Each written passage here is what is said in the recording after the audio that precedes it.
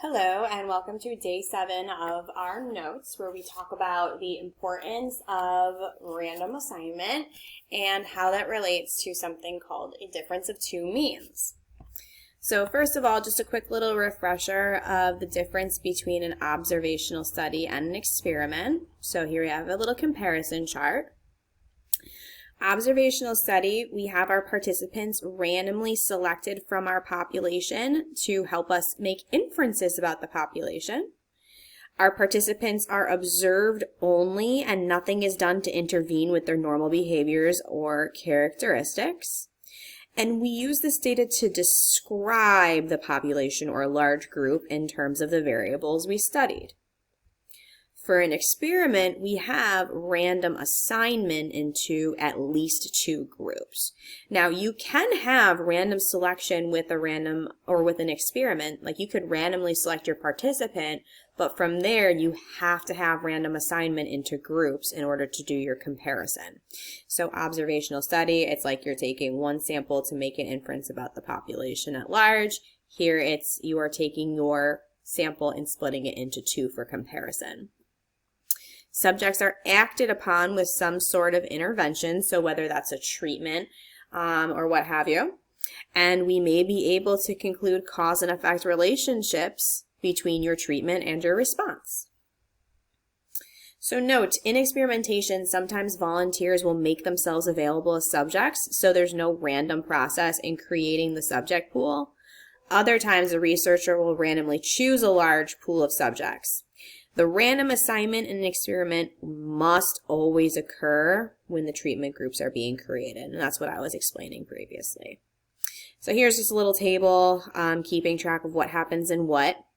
So random selection is in experiments with random assignment. It's also in observational studies. It allows us to make generalizations about the population. Random assignment, because that's in an experiment, helps us conclude cause and effect. So random assignment is really critical because it helps us disperse any sort of biases between the groups. It's not like I'm putting all the females in one group and the males in another group, or all the older people in one group and all the younger people in one group. By employing random assignment, every person has an equal chance of ending up in one of the treatment groups. And hopefully that sprinkles any variabilities that may happen between my participants between the two groups. So we learned earlier that the purpose of an experiment was to determine whether or not some variable called a treatment variable could explain changes in a second variable called the response. So whether a treatment affects a response. Let's look at the example to see what can occur when assignment into treatment groups is not random. I'd like to prove that adequate sleep causes better or faster reaction times when driving a car.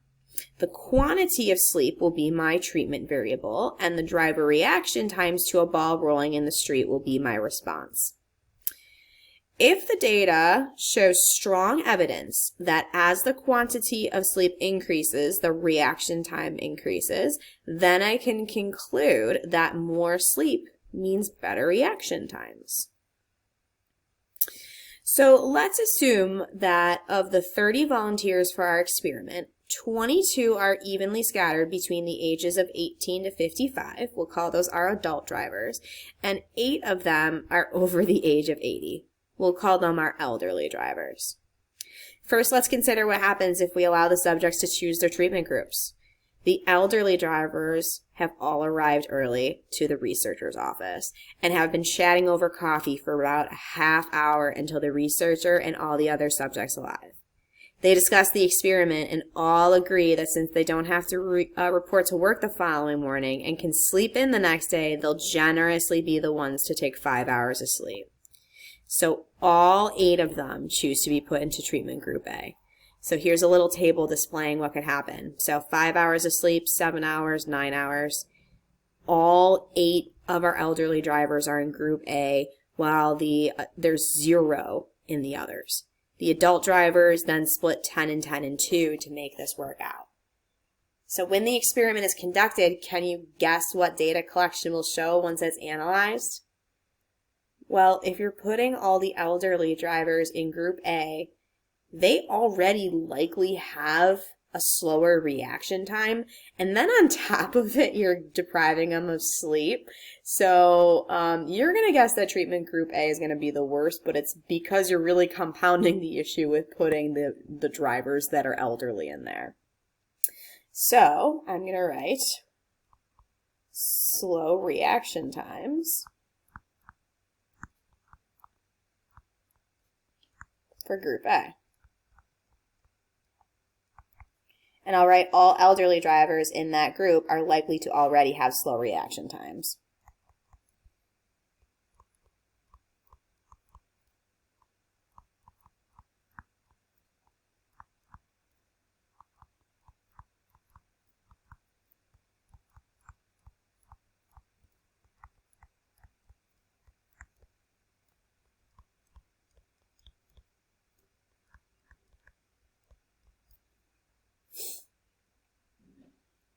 Yeah, so right there, you're like skewing your data, you know what I mean? Like already you're assuming that, 5 hours of sleep is going to cause slower reaction times. But then putting all the older people in there, that doesn't make much sense.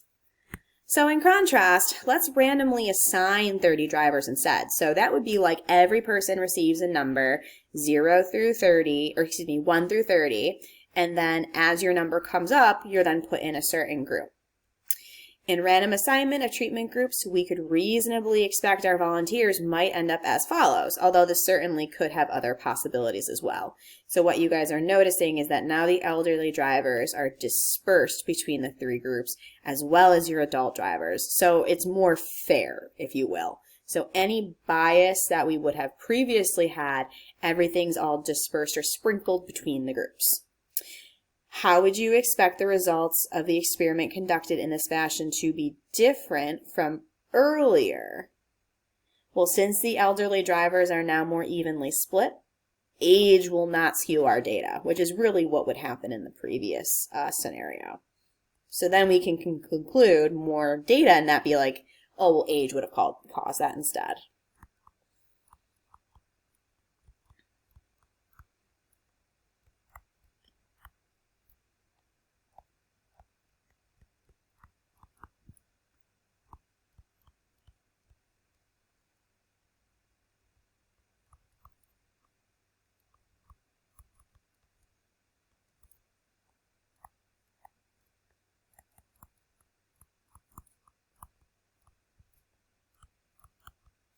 So since elderly drivers are now more evenly spread out or split between the groups, age will not skew our data. All right, so how does that relate to something called difference of two means? So in an experiment, imagine you took 10 tomatoes and randomly assigned them into 2 groups, A and B. 5 tomatoes will be randomly assigned into treatment group A, and these tomatoes will receive daily nutrient dose in addition to standard watering and sunlight exposure. So that's group A. Actually, let me do this. I'm going to highlight this in blue so it sticks out a little bit more. So group A, they receive nutrients. Group B will serve as our control group, and they will receive nothing but the standard watering and sunlight exposure. We'll continue with this plan for 4 weeks and weigh all tomatoes when finished. At the end of the 4 weeks, each tomato in each group will be weighed. Their weights in ounces are shown on the tomatoes below. These results are right here. Okay, so based on what I just read, my group A tomatoes were the ones that received the treatment. They got the special nutrient dose. Group B was my control group. So the first thing I want to do is figure out what the mean weight of group A and group B are. So in order to do that, we would just add these all up and divide by 5. Now to save me personally time in this video, I already figured out what the means are for each of those. So if I add these up and divide by 5, this would be 8.1. And if I divide these up, or add these up and divide by 5, this would be 5.14. Okay, so the average rate of our control was 5.14. The average weight of our treatment group was 8.1. So now what I'm going to do is calculate something called the experimental difference, which is just the difference between my groups here. And I'm going to do it so that I do my treatment minus my control here, because that's how they defined it for me. X bar A minus X bar B. So if I subtract these, I would get 2.96. So I'm going to refer back to this special number later. Now what I'm set out to determine is if 2.96 is an unusual result. So what I'm going to do is take all my tomatoes and put them back in this pile here. So you're seeing tomatoes listed 1 through 10 because every one of them has been assigned a number, just like how we've done random assignment in the past. I'm going to use my calculator to randomly generate the numbers 1 through 10, and generate 10 of those, to assign my tomatoes into two separate groups, A and B. So again, these are all the tomatoes from up above. It's just that I put them all together now in one group, and I have assigned them a number 1 through 10. So let's split up tomatoes. So if I grab my calculator, okay, math prob rand int. So I'm going to randomly generate numbers between 1 and 10, and I'll get 10 numbers to start. Boom. Any repeats you throw out. So for what I'm seeing here, I get 2 as a random number. So I'm going to write that down here. My next number is 2, so I got to ignore that. Move on. Now 4, 3, 10. And I got 4, got 2, okay, 7. So notice how I skipped over the repeats. Now the thing is, if they're in group A, then the ones that are not in group A must be in group E. Group B. So I've randomly assigned the first 5, the other guys would be over here. So that means tomato 1 is here, 5, 6, 8, and 9. So hopefully that makes sense. So that's me randomly dividing the tomatoes. And then I can go to my list here and mark down the weights. So like tomato 2 had a weight of 8.4. Tomato 4 was 7.7, and so on and so forth. So all I'm doing is recording the weights of each of these tomatoes using my diagram up above after I've randomly split them up.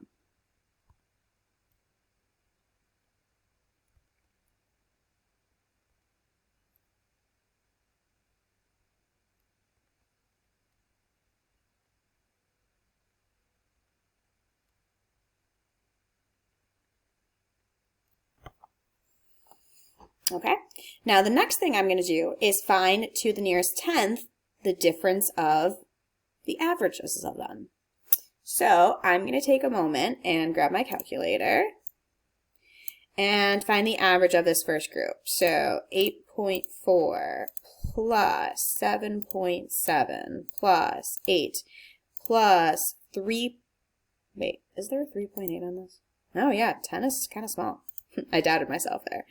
Plus 3.8 plus 5.9. And then I divide it by 5. So X bar A was 6.76. Now I got to do the same thing with B.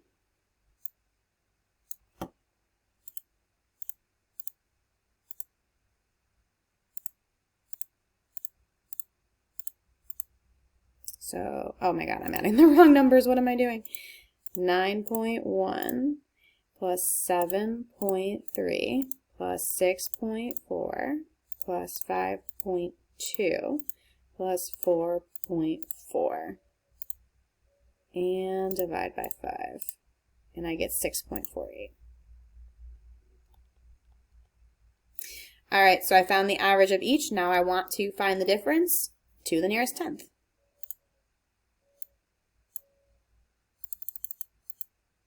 So this minus this to the nearest tenth was 0.3.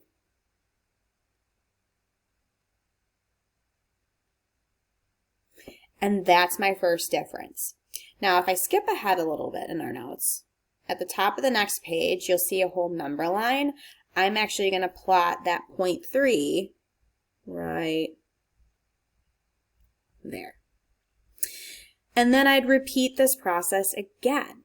Okay, so I would go to my calculator, I could generate some more numbers, which I can go up and just grab this. Where is he? There he is. Okay, and then I can split up the tomatoes again. So imagine you put the tomatoes all together, and now we're going to split them into two groups. So 8, 1, 4, 2, 5 it looks like. So that was pretty easy. I didn't have any repeats. Now, whoever is not listed in A must then be in B. So that means 3 is here, 5, 6, 7. Did I mess up here? Oops, I messed up. Sorry, let me start over. So 1 was here, 2 is here, 3 would be here, 4 is over there, 5. Now it was 6, 7, 8's over here. There we go. Now it's 9 and 10. And then I'd repeat that process again. Record the weights, take the take the average of each of these, take a difference, plot a point. Now, if we were doing this in class together, I'd have each of you all generate 3 difference of means, which is what this number is right here. And then together, we'd all fill out this distribution and get a nice normal curve for what we would expect for the difference of means of all of my tomatoes. Now, since I'm making a video of this, I actually have a website that helped me generate some data. Okay, so let me pull that up. All right, so what you guys are looking at is a website that a former East student actually made for us to help us teach this lesson. Shout out to Mark Ogra and his friend that helped us make this website. You'll see at the top here, I have my treatment group, and I actually put in all the tomato weights that were in my treatment group A. So I'll even add here, like this was my group A. My control was my group B, so that's all these tomatoes. Okay, so again, I just recorded it from our notes. Now, when I hit randomize, what it does is it takes these 10 tomatoes and it randomly assigns them into one of 2 groups. So this guy and this guy. Okay, so they're all back together, randomly split into 2 groups. They found the average of group 1 to be 6.4, the average of group 2 to be 6, and then they took the difference and got 0.4. So what you're seeing is they put a dot down here at about where 0.4 would be, which I think they rounded to the nearest whole here. And I can keep hitting randomize, and you can watch how the averages change for group 1 and group 2 because the tomatoes are just getting shuffled over and over and over again. Okay, so here the picture kind of gets a little bit messed up, but you'll see we're getting a lot of zeros in the middle, and then it kind of goes between like -2 and like maybe 3 it looks like, okay? Keep hitting it over and over. I think I can even hit like 90 here or something. Whoa, okay, that kind of messed up my picture. So I wouldn't recommend doing that, but that's the idea. All right, so now we're back to the notes. So I actually just projected my filled in notes from a prior year. So you can see some more data that I did previously. So this is what it would look like if I were to continue doing the process by hand. Okay, so I ended up with a -1.3, -1.3, and a 2.0. So if I scroll to the next page, this would be me taking my 3 points, which I did in pink, and then everything in green was student data. So like I said, everyone in the class would be coming up with 3 sample means to the nearest 10th, difference of means I should say, and then I came up with the distribution. Now on top of it, we then would figure out the mean and standard deviation of each of those. So this is where it says volunteer needed, have a student or 2 keep track of each mean difference in L1. And then we did a 1 bar stat to 3 decimals. So I read out the full decimal for what ended up happening in class, but in practice, we would probably only do 3 decimals in class. So there we go. So this is your mean, which is about 0, which makes sense. It's about the center of your distribution. So there's no difference between the groups. And then your standard deviation is about 1.09. So you can expect about 68% of your data to be within 1 point of that center. So now we can look at our distribution of differences of sample means and get a sense of which assignments gave us differences that were expected and which assignments gave us results that were unexpected or unusual. So if you were to count the dots, or the number of dots, to the right of point 3, so where's point 3? He's like right there. That's where point 3 is. There would be a fairly large percentage, right? So here to the tail of our distribution, and again, I would have more dots probably in actual practice in class. That's a good amount of dots in our distribution. So that would be a pretty usual result. If I looked at negative 1.4, which is here, and then to the tail, that's also a good amount. So like pretty much anything in the middle of where you would expect even that middle 95, these are all considered usual results. Okay, and that's just from our random assignment alone that I got those differences. Now using the mean and standard deviation, oops, sorry, I skipped this part. It says, what about a difference of 2.3? Well, 2.3 didn't even happen. That's way out here, so that would be considered an unusual result. So using my mean and standard deviation, I came up with a plausible interval of a difference of means. So here's my mean. Here's 2 times my standard deviation. So I can reasonably expect that my tomatoes will have a difference of negative 2.238 to 2.15, just based on random chance alone, from me putting the tomatoes all in a bucket, randomly separating them, taking the average, and plotting a points. This is where 95% of my data lies. When we find differences that are extreme, we want to attribute that to some kind of explanation because we didn't really expect them to happen by chance alone. So again, this is everything that happened by chance alone. When this occurs, when we find extreme results, that is something called statistically significant, which means it occurs in that outside 5%, so it occurs less than 5% of the time, is therefore unusual to happen based on random chance alone. So when I refer back to my experimental difference, which on the previous page, we calculated the experimental difference to be 2.96. That was the difference between my treatment and control group. Compare that to what is expected of the differences between the tomatoes based on random chance. That 2.96 was way outside of that reasonable interval, my middle 95%. It's occurring less than 5% of the time. So because of that, we're determining that our experimental difference was unusual, which means my result was statistically significant. And when I get a statistically significant result, that means I can conclude that it must have been the daily nutrient that's causing the tomatoes to grow larger. So I can conclude cause and effect. Now, if your experiment came up with a difference that was within that range, a usual, it's like, well, that difference could be due to any variable. Maybe the tomatoes that you just got in your treatment group happened to be bigger to begin with. Just naturally, genetically predisposed to be bigger. That would be a result if it falls in that interval that could be expected. But because we got a difference that's so much further outside or is outside of that middle 95, that means something must have caused that difference to happen. So it must have been the treatment. All right, so moving on to the next page, away from tomatoes. Joseph was curious to determine if scent improves memory.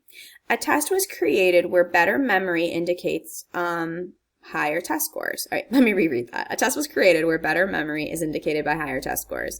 A controlled experiment was performed where one group was given the test on scented paper and the other was given the test on unscented paper.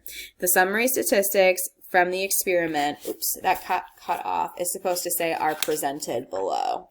It's weird that it got cut off that way. All right, so we got our scented paper, unscented, and you've got your mean and standard deviation listed. So I'm just looking right here. Calculate the difference in means in the experimental test grades of scented versus unscented. So they would have to tell you what direction to subtract. All right, so it looks like the mean test grade for our scented paper was 23.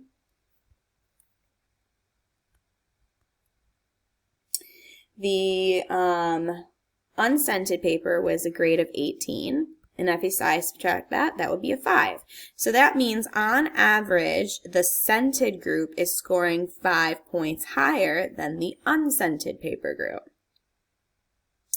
So this is going to be your experimental difference. So keep that in mind. All right, so a simulation was conducted in which the subject's scores were re-randomized into 2 groups and then 1,000 times. Wow, so there's 1,000 points in that distribution, which is why it has that listed right there. The differences of the group were calculated each time. The results are shown below. So that's like that applet I was just showing where it took the tomatoes, randomly divided them into 2 groups, took the average, took a difference, and plotted the point. And they did that 1,000 times just to see what was usual and what was unusual. So again, keep in mind, everything in the extremes is unusual. Anything in the middle was an expected difference between our groups, just based on random chance alone. Using the distribution above, what is the probability of getting at or above your experimental difference from part A? Note, let's count the dots at or above. So if I look at where my experimental difference of 5 is, that's like right here, right? So at or above, I'm only seeing 3 dots there. So that's 3 out of 1,000 total dots, which is 0.003.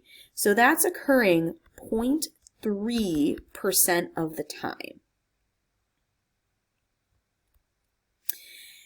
Use the simulation results to determine an interval representing the middle 95% of the difference of means to the nearest hundredth. So now that means use the data in the upper right there and do our middle 95 like we know how to do. Mean is 0.03 plus or minus 2 times the standard deviation. To the nearest tenth, I'm just going to save us some time. We would get negative 3.07, 3.13. So again, that's everything usual. So if I had to do a little visual, it's basically between 3 and negative 3 if I'm rounding to the nearest integer. So this is where all the usual differences are. That's based on just random chance alone, random assignment. Everything on the outside is considered unusual. So, is the difference in means in Joseph's experiment statistically significant based on the simulation? So what you have to remember is that his result of 5, because that was his experimental difference, was way out here. That's an unusual result. I wouldn't have expected a difference that large, which means something must be causing a difference that large to happen in my one experiment, because again, based on random chance alone, that difference is not coming up very often. So with that being said, is it statistically significant? We're going to write yes. And it's because 5, which is our experimental difference, is outside of our middle 95.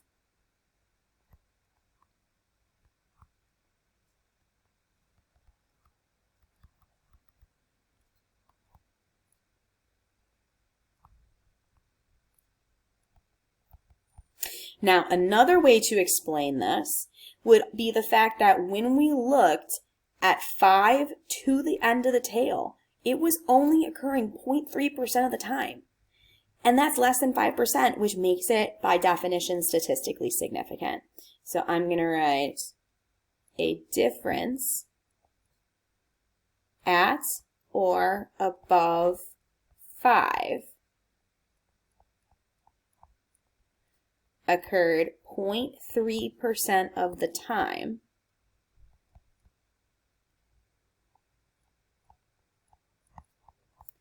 which is less than 5%, making it statistically significant. So a follow-up question too would be, well then can we conclude that scent was causing the students to do better? And the answer would be yes. So I'm just going to add a little note here that we can conclude scent caused students to perform better. So again, the idea is that when you're running this experiment, you're going to get a difference. It's just, is that difference something that causes you to be like, okay, is that unusual or expected? Or is that usual, expected, or is it something unusual? Is it something that wouldn't happen very often based on one chance alone? And you're also only running your experiment once. So based on randomness, for you to get an extreme result on one try would mean something must be causing that to happen. And that concludes our Unit 14 notes and what statistically significant means in the context of difference of means and random assignment.